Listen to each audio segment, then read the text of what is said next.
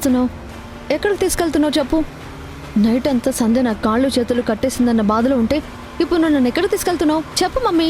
ఆ సంధ్యకి మనశ్శాంతి లేకుండా చేయబోతున్నానా? అది నా కూతురికి టార్చర్ పెడితే నేను దానికి టార్చర్ పెట్టకుండా ఉంటానా? దాన్ని నేను వదిలిపెట్టనా?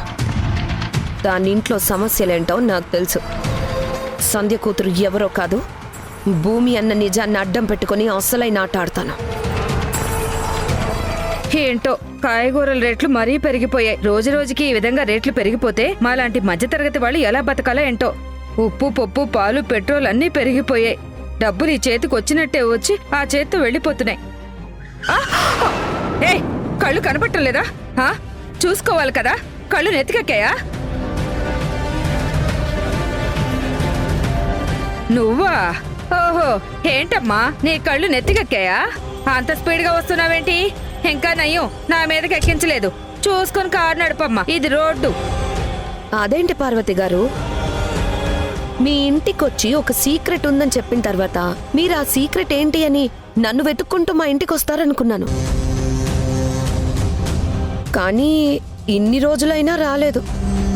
ఇప్పటికైనా నేను చెప్పాలనుకున్న ఆ సీక్రెట్ ఏంటి అని నన్ను అడగాలనిపించలేదా? ఏమోనమ్మా, నా కోడలు చెప్పింది నువ్వంత మంచిదానివి కాదని. ఆయన వింధ్య రాజేష్లు నీ కూతుర్ని జైలుకు పంపించారంట కదా.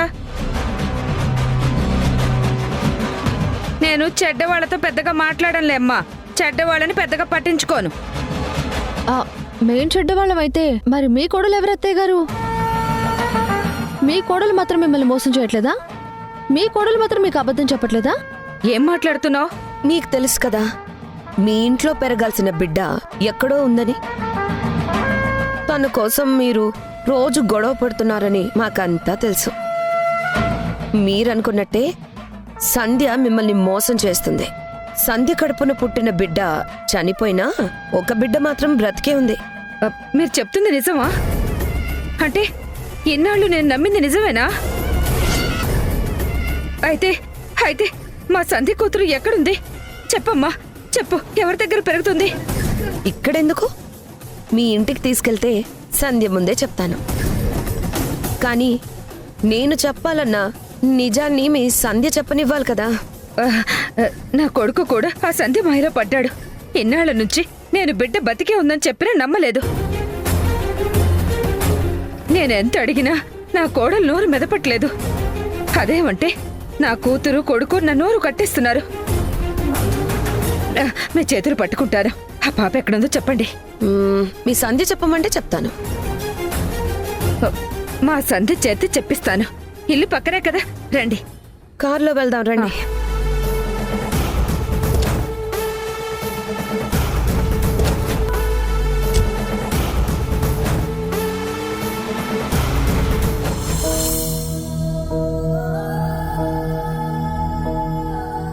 శివయ్య, మా అమ్మ దృష్టిలో అను సిస్టర్ బ్యాడ్ అవ్వకూడదు.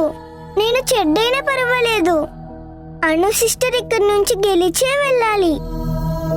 తను ఇక్కడి నుంచి వెళ్ళిపోయే వరకు నేను తన కోసం ఏం చేయడానికైనా సిద్ధంగా ఉన్నాను. శివయ్య, అప్పటి వరకు నాకే సమస్య రాకూడదు.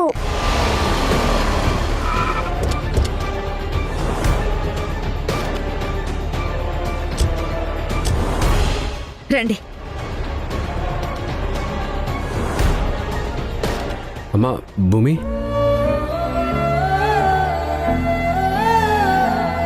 ఏంటి నాన్నా? ఉదయాన్నే దేవుడితో కబుర్లు చెప్తున్నావు. ఏం చెప్తున్నావు అమ్మా? మన ఇంట్లో ఏ సమస్యలు రాకూడదని ఆ శివయ్యకి మొక్కుకుంటున్నాను. మన ఇంట్లో కొత్తగా సమస్యలు రావడానికి ఏమున్నాయమ్మా? శ్రీకరం, ఒరే శ్రీకరం, శ్రీకరం, శ్రీకరం, రే శ్రీకరం. ఒరే, ఎన్నాళ్ళు నీ భార్య మనల్ని మోసం చేస్తుందంటే నువ్వు నమ్మలేదు కదరా. ఇదిగో సాక్ష్యాలతో సహా వచ్చాను. ఎక్కడుందిరా నీ భార్య? అమ్మా సంధ్య, సంధ్య. అత్తయ్య ఏంటి పెద్ద పెద్దగా అరుస్తున్నారు?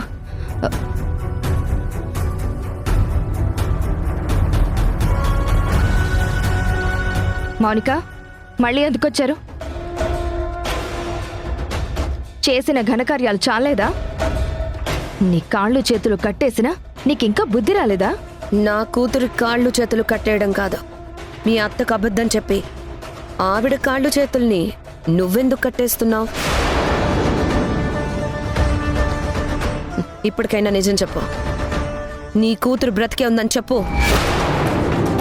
పాపం వారసురాలు కావాలని ఎంతగానో తపన పడుతున్న మీ అత్తయ్యని నువ్వెందుకు మోసం చేస్తున్నావు? నువ్వు నోరు మూస్తావా? ఇంకొక్క మాట మాట్లాడితే ఊరుకోను. ప్రశాంతంగా ఉన్న మా జీవితంలో నిప్పులు పోయడం కోసం వచ్చారా? నువ్వు నీ కూతురు కలిసి విందే జీవితంతో ఆడుకున్నారు, నాకు అదంతా తెలుసు. అక్కడ పెట్టిన కుంపటి చాలదన్నట్టు ఇప్పుడు మా ఇంటికి కూడా వచ్చి అమాయకురాలైన మా అమ్మకి నూరిపోస్తున్నారా? ఒరే ఒరే, నేను అమాయకురాల్ని కాదురా, నువ్వు అమాయకుడివి. వీళ్ళు నిజమే చెప్తున్నారు. నాకు తెలిసిన నిజం, వీళ్లకు తెలిసిన నిజం ఒక్కటేరా. మీ కూతురు ఎక్కడుందో వీళ్ళకి తెలుసురా.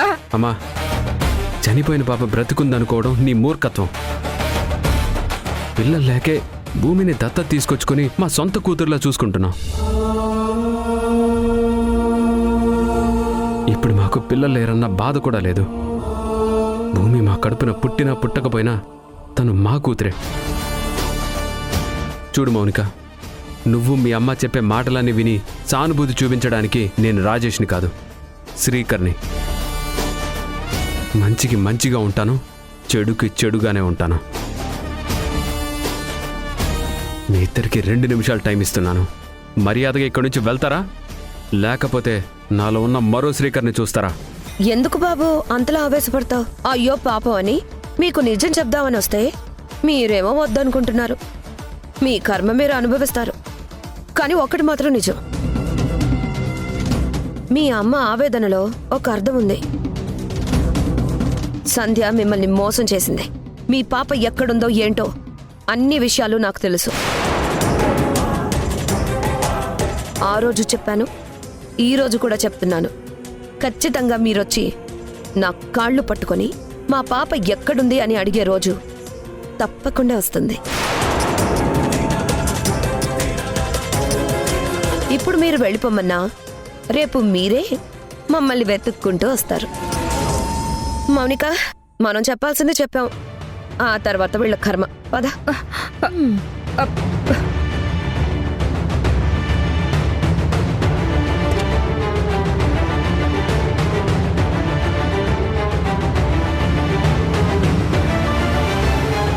ఒరే, నా మాట వినరా. వాళ్ళు శత్రువులో మిత్రులో అది పక్కన పెట్టు. ముందు వాళ్ళ దగ్గర ఉన్న రహస్యం మనం తెలుసుకోవాలరా. నీ కూతురు మన ఇంటికి వస్తే నాకు అదే చాలు. మా అమ్మ నీకెన్నిసార్లు చెప్పినా నువ్వు మారవా? రాధిక వాళ్ళొచ్చి పాప ఉంది అని చెప్తే అబద్ధం నిజం అవుతుందా, నిజం అబద్ధం అవుతుందా? ఎంతసేపు పాప ఉంది ఉంది అంటున్నావు కదా, ఆ పాప ఎవరో కాదు, భూమినే. భూమినే మా కడుపును పుట్టింది. ఆ దేవుడే మమ్మల్ని కలిపాడు. ఈ రాధిక మౌనిక చెప్పే మాటలు నమ్మితే గతంలో వింధ్య జీవితాన్ని నాశనం చేసినట్టు ఇప్పుడు మన జీవితాన్ని కూడా నాశనం చేస్తారు. ఇంకొకసారి వాళ్ళతో మాట్లాడితే నేను ఊరుకోను.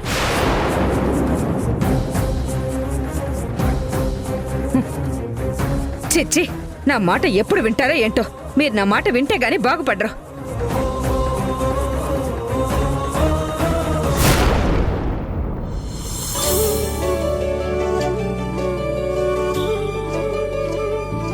వింధ్య, ఏంటండి ఈ లేటు?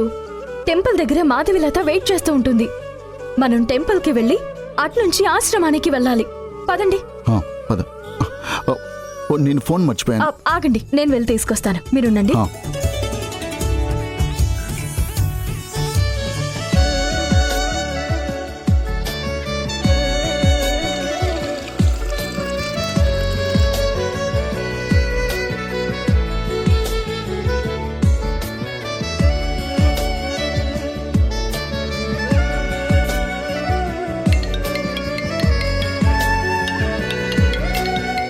ఏమండి, మౌనిక ఫోన్ చేస్తుంది.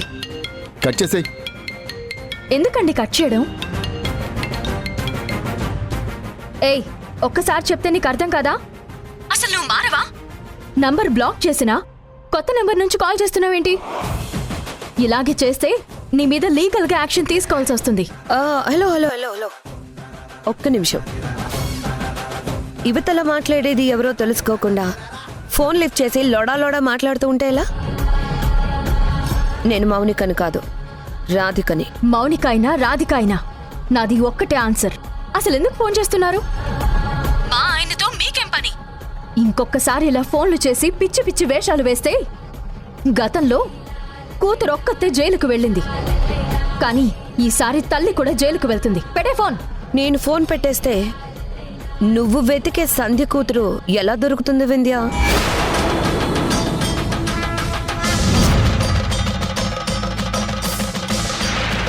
నేను సంధ్య కూతుర్ని వెతకడం ఏంటి? ఎందుకు దాస్తున్నావు వింధ్య? ఇప్పుడు నువ్వు రాజేష్ ఆశ్రమాలన్నీ తిరిగి సంధ్య కూతురు ఎక్కడుందో వెతికి పట్టుకోవాలని ప్రయత్నిస్తున్నారు కదా. నాకు తెలుసు, మీరెంత ప్రయత్నించినా మీకు సంధ్య కూతురు దొరకదు.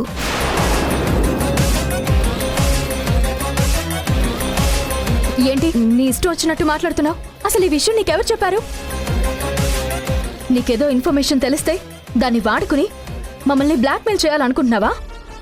నీ పప్పులేం ఉడకవు. నీ మాటలు నేను నమ్మను. మాధవిలత ఇనుప పెట్టెలో అమ్మ బొమ్మతో పాటు పసిపాపని అర్ధరాత్రి ఆశ్రమంలో వదిలేసి వెళ్ళిపోయింది కదా. ఇప్పటికైనా నమ్ముతావా? మాధవీలత గురించి నీకెలా తెలుసు? నాకంతా తెలుసు. నీకు తెలియని విషయం ఏంటంటే, నువ్వు వెతుకుతున్న సంధ్య కూతురు ఎక్కడుందో కూడా నాకు తెలుసు.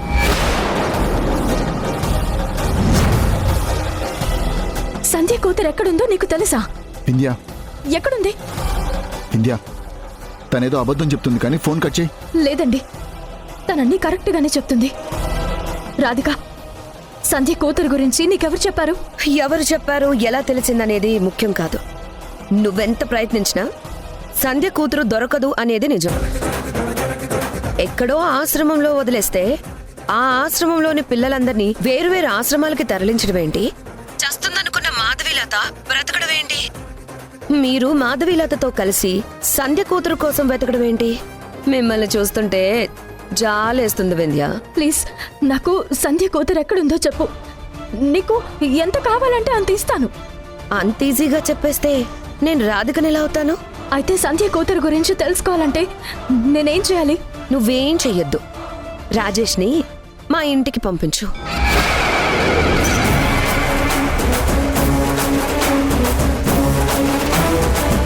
మా ఆయన్ని మీ ఇంటికి పంపించాలా? ఎందుకు? రాజేష్ని పంపిస్తే తనకి సంధ్య కూతురు ఎక్కడుంది, ఎవరి దగ్గరుంది అనే విషయాలు చెప్పి పంపిస్తాను. కంగారు పడకు, తను ఉండాల్సిన చోట క్షేమంగానే ఉంది. కానీ మీకు అందరంత దూరంగా ఉంది. ఏ సంధ్యకి న్యాయం చేయాలని నువ్వు అమెరికా నుంచి ఇక్కడికి వచ్చావో ఆ సంధ్యకి న్యాయం జరగాలంటే హాఫ్ అన్ అవర్లో రాజేష్ మా ఇంట్లో ఉండాలి. ఆలోచించుకో.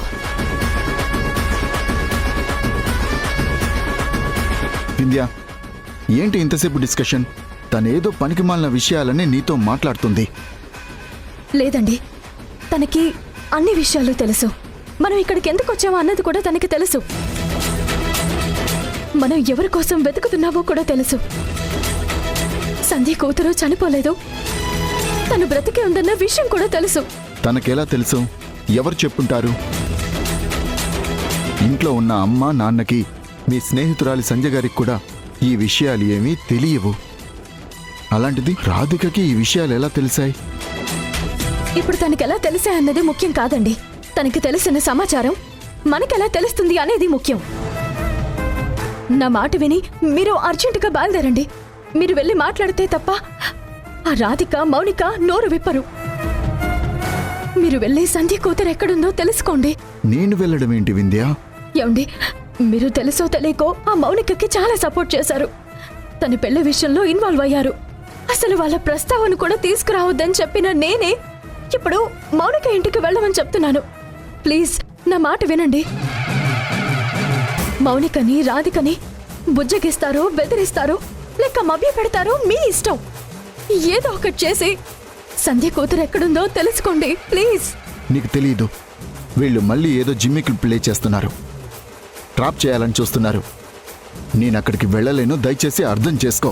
ఏమండి, మీరు వెళ్ళకపోతే సంధ్య కూతురు ఎక్కడుందో మనకి తెలీదు. నేను వెళ్తే చాలా సమస్యలు వస్తాయి. సంధ్య కూతురు కోసం వెళ్ళండి. నువ్వు ఎన్ని చెప్పినా నేను అక్కడికి వెళ్ళలేను, దయచేసి అర్థం చేసుకో. ఏమండి,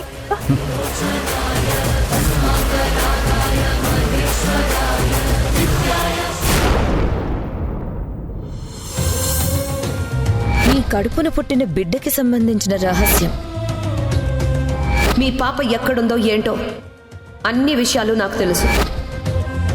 ఈ రాధిక కావాలనే అత్తయ్యని పొల్యూట్ చేస్తుంది. రాధిక మాటలకి అత్తయ్య ప్రశాంతంగా నిద్రపోరు. ఖచ్చితంగా ఏదో ఒక అలజడి క్రియేట్ చేస్తుంది. కనుమరుగైపోతున్న విషయాల్ని మళ్ళీ తట్టి లేపింది. ఇప్పుడు అత్తయ్యకి ఎలా రియాక్ట్ అవుతారో తలుచుకుంటే భయమేస్తుంది. సంధ్య, ఇప్పటికైనా నోరు విప్పు. నీకు దండం పెడతాను. నిప్పు లేందే పొగ రాదు అంటారు. ఇన్నాళ్ళు నేను చెప్పింది అబద్ధమైతే ఇప్పుడు రాధిక చెప్తుందేంటి? అమ్మా, ఏంటా నువ్వు ఇంకా మొదలు పెట్టలేదు అనుకున్నాను. మొదలు పెట్టేశావా? అనుకుంటూనే ఉన్నాను నువ్వు రాధిక మాటల్ని పట్టించుకుంటావని. రాధికకి తన కూతుర్ని జైలుకి పంపించిందని సంధ్య మీద కోపం ఉంది. నిన్న కాక మొన్న తను చేసిన తింగర పనులకి సంధ్య బుద్ధి చెప్పిందన్న కోపం కూడా ఉంది. లేదంటే ఇన్నాళ్ళు రాంది ఇప్పుడొచ్చి కొత్తగా ఏదో చెప్పడం ఏంటి? ఆ మాటలు నువ్వు నమ్మడం ఏంటమ్మా? ఒక బిడ్డ చనిపోతే ఇంకో బిడ్డని సంధ్య ఎందుకు దానం చేస్తుంది? ఏ తల్లైనా అలా చేస్తుందా? నువ్వు బాధపడేది కాక సంధ్యని నన్ను కూడా బాధ పెడుతున్నావు. ఒరే, నీ కాళ్ళు పట్టుకుంటాన్రా, నా మాట నమ్ము, ఇదే నిజం రా. అమ్మా, ఈ విషయం గురించి నీకెన్నోసార్లు చెప్పాను. మళ్ళీ మళ్ళీ మాట్లాడే ఓపిక నాకు లేదు. అరే, బిడ్డ లేక బాధపడుతుంటే ఉన్న బిడ్డని ఎవరికో ఇచ్చిందని ఆవిడేదో చెప్పడం ఏంటి? దాన్ని పట్టుకొచ్చి నువ్వు అడగటం చాలమ్మా, చాలు. దయచేసి ఇంకోసారి ఈ ఇంట్లో ఇలాంటి మాటల మీద, ముఖ్యంగా రాధిక చెప్పిన మాటల మీద చర్చ పెట్టద్దు. వదిలేమ్మా. సంధ్య, వాడు పిచ్చోడు.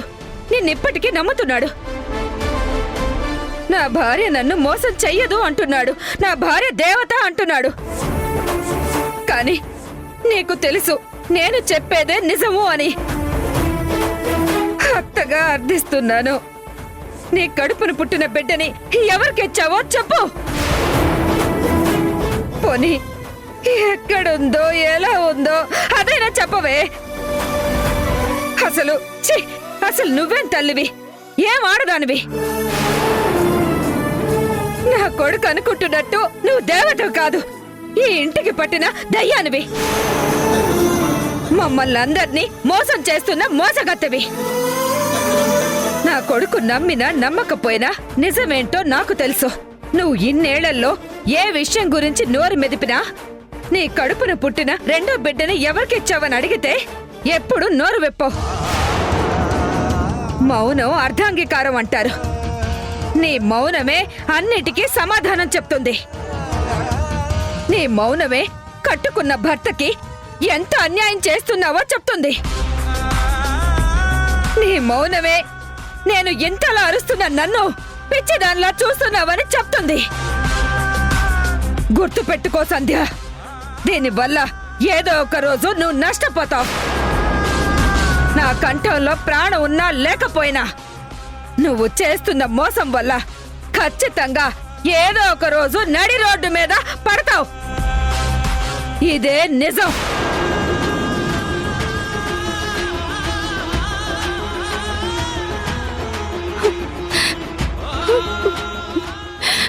అవునత్తయ్య, నా మౌనం మీ మాటల కంటే ఎక్కువగా నన్ను దహించేస్తుంది.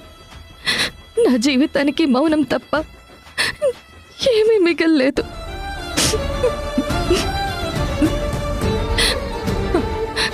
నేను అనుకున్నాను రాధిక మాటల వల్ల మీరు రగిలిపోతారు అని. మీ బాధకి ఎంత అర్థం ఉందో నా మౌనానికి కూడా అంతే అర్థం ఉంది. ఇంతకు మించి నేనేమి చెప్పుకోలేను.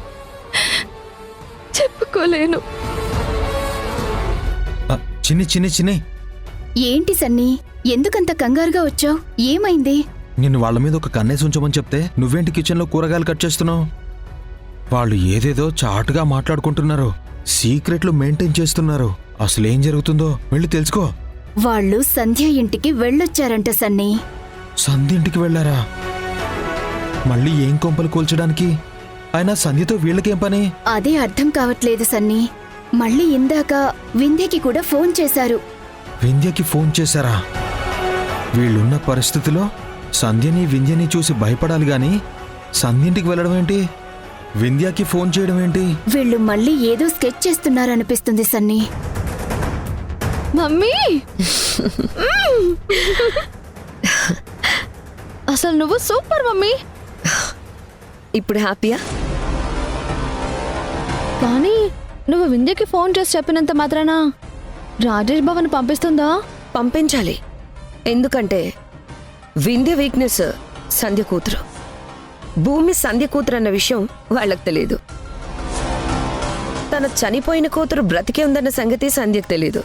కానీ పార్వతికి అనుమానం మొదలైంది.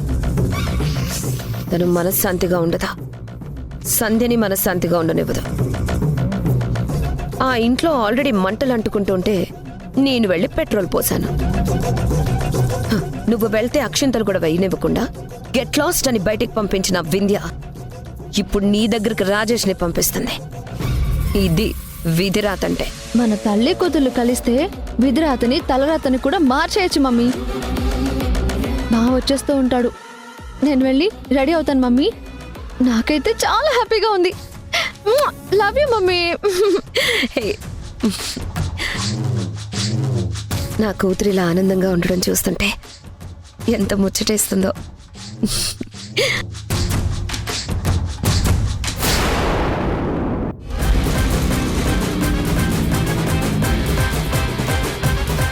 ఎందుకు ఇలా చేస్తున్నారు? సంధ్య కూతురు బతికే ఉందన్న విషయం మీకెలా తెలుసు? సంధ్య కూతురి కోసం మేము వెతుకుతున్న సంగతి మీకెలా తెలుసు? సంధ్య కూతురు ఎక్కడుంటే మనకెందుకు బావా? మీరు ఎన్ని ఆశ్రమాలు తిరిగినా సంధ్య కూతురు మీకు దొరకదు. తను ఎక్కడుందో, ఎవరి దగ్గర పెరుగుతుందో నాకు, మా అమ్మకి మాత్రమే తెలుసు.